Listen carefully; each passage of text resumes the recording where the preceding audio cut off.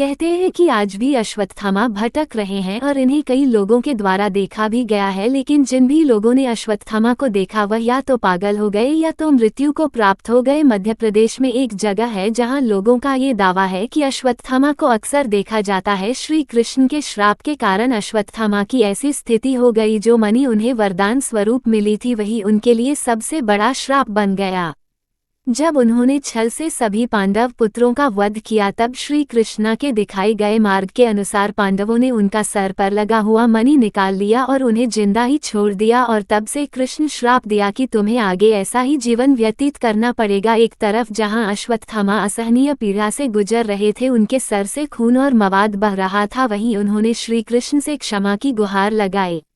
जब श्री कृष्ण ने उनसे कहा कि यह अपराध अक्षमनीय है, परंतु भगवान शंकर की पूजा करके वहां से प्राप्त जल और तिलक को और चंदन को यदि अपने सर पर लगाओगे तो तुम्हें इस पीड़ा से राहत मिलेगी, तब से माना जाता है कि अश्वत्थामा ऐसे ही भटक रहे हैं। कहा जाता है कि अश्वत्थामा मध्य प्रदेश के बुरहानपुर जिले के असीरगढ़ किले में निवास करते हैं, जो कि खंडवा से लगभग 80 किलोमीटर दूर है। इस असीरगढ़ के किले में एक शिव मंदिर भी है, जिस पर प्रतिदिन सुबह ताज़ा फूल और गुलाल चढ़े हुए मिलते हैं, लेकिन आज तक कोई नहीं बता पाया कि यह गुलाल और फूल चढ़ाता कौन है।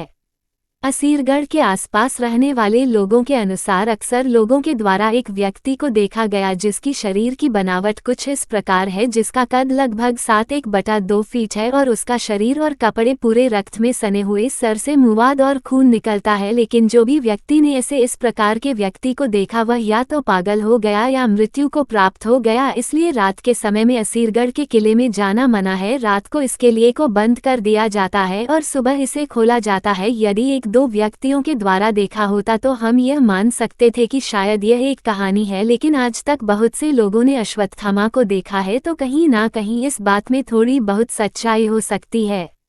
महाभारत के महान योद्धा अश्वत्थामा में से एक। अश्वत्थामा गुरु द्रोणाचार्य और कृपि के पुत्र और भारद्वाज ऋषि के पोते हैं।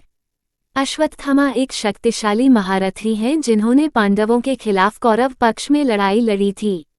अर्जुन और कर्ण के बाद अश्वत्थामा ने कौरवों की ओर से महाभारत युद्ध में सबसे अधिक योद्धाओं को मार डाला।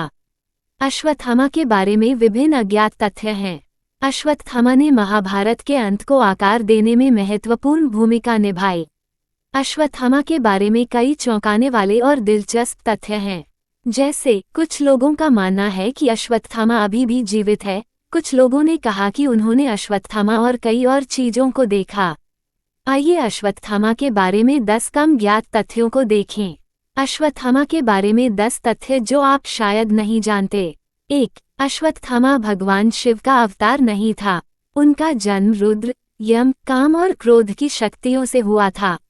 हिंदू महाकाव्यों के अनुसार अश्वत्थामा को 7 अमर या चिरंजीवी में से एक माना जाता है।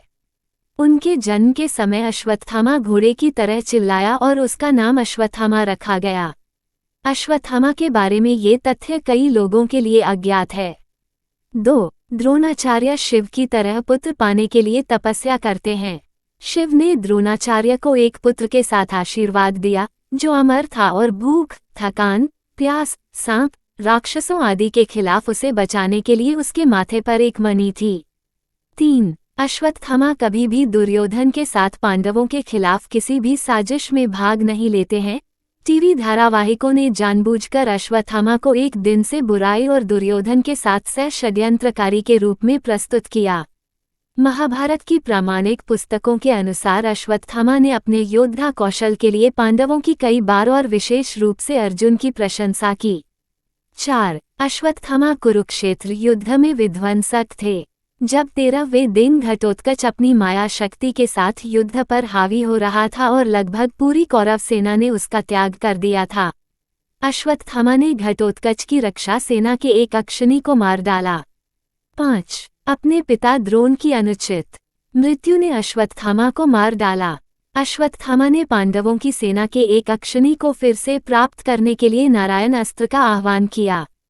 कुल 7 आकाशवाणी पांडवों की सेना में से अश्वत्थामा ने 2 अक्षौहिणी सेनाओं का एक बारगी विनाश किया। कृष्ण के तेज ने पांडवों और उनकी सेना को दिव्य नारायण अस्त्र से भविष्य की क्षति से बचाया। 6. प्रमुख कौरवों की असमय मौतों ने अश्वत्थामा की मानसिकता बदल दी। कर्ण अर्जुन अंतिम युद्ध से पहले अश्वत्थामा ने दुर्योधन को पांडवों के साथ शांति बनाने के लिए कहा। दुर्योधन ने इनकार कर दिया। दुर्योधन की अनुचित मृत्यु ने अश्वत्थामा को सभी पांडवों के खून की प्यासी बना दिया। अश्वत्थामा ने रुद्र का अवतार प्राप्त किया और रात में पांडवों के शिविर पर हमला किया। सभी पांडवों और शेष पांडवों को धृष्टद्युम्न और शिखंडी और अन्य सैनिकों की तरह मार डालना। 7. अश्वत्थामा ने पांडवों पर एक और दिव्य अस्त्र ब्रह्माशीर्ष अस्त्र का आक्रमण किया। अर्जुन ने अधिक से अधिक दिव्य अस्त्रों को धारण करने के बावजूद एक बार अश्वत्थामा अस्त्र का मुकाबला करने के लिए ब्रह्मर्षि अस्त्र या किसी भी दिव्य अस्त्र का आह्वान किया। दुनिया को संभावित विनाश से बचाने के लिए वेद व्यास ने दोनों दिव्य हथियारों को बंद कर दिया। उन्होंने अर्जुन और अश्वत्थामा से दोनों दिव्य अस्त्रों को वापस लेने को कहा। अर्जुन ने अपने हथियार को निरस्त कर दिया। हालांकि अश्वत्थामा के अमानवीय कृत्य ने पांडवों के अंतिम वंश को नष्ट करने के इरादे से अपने हथियार अभिमन्यु की पत्नी उत्तरा को दे दिए। कृष्ण ने अभिमन्यु के अजन्मे बच्चे को बचाया और अश्वत्थामा को अपने इस घिनौने काम के लिए शाप दिया। अश्वत्थामा मणि को उनके माथे से निकाला गया था। अश्वत्थामा को श्राप दिया गया था। उसे 3000 साल तक जंगलों में घूमना पड़ता है, खून से लथपथ और चोटों से उबरते हुए मौत के लिए रोता है। घाव ठीक नहीं होगा। अश्वत्थामा के पास कोई आवास और आतिथ्य नहीं होगा। 8. अश्वत्थामा अपने दाहिने हाथ से सुदर्शन चक्र को स्थानांतरित करना चाहता है और उसने ऐसा नहीं किया। वह सुदर्शन के वशीभूत होकर अजेय बनना चाहता था। 9. उदाहरणों में बताया गया था कि कई लोगों द्वारा अश्वत्थामा को देखा गया था।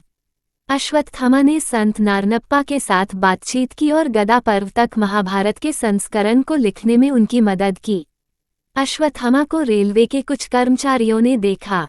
स्वामी नारायण के माता पिता को उनके शत्रु कृष्ण के अनुयायी होने के कारण अश्वत्थामा ने शाप दिया था। 1969 में पंजाब के एक डॉक्टर ने अपने माथे पर एक अनोखी चोट के साथ एक लंबे व्यक्ति से मिलने का उदाहरण दिया। वासुदेवनंद सरस्वती ने शूलपनेश्वर में अश्वत्थामा से मुलाकात की। पायलट बाबा ने अपनी पुस्तक में हिमालय में अश्वत्थामा से मिलने के कई उदाहरणों का उल्लेख किया है। 10. अश्वत्थामा को कुछ स्थानों पर नियमित रूप से देखे जाने की सूचना थी। अश्वत्थामा को नर्मदा नदी के आसपास के कुछ लोगों द्वारा देखा गया था।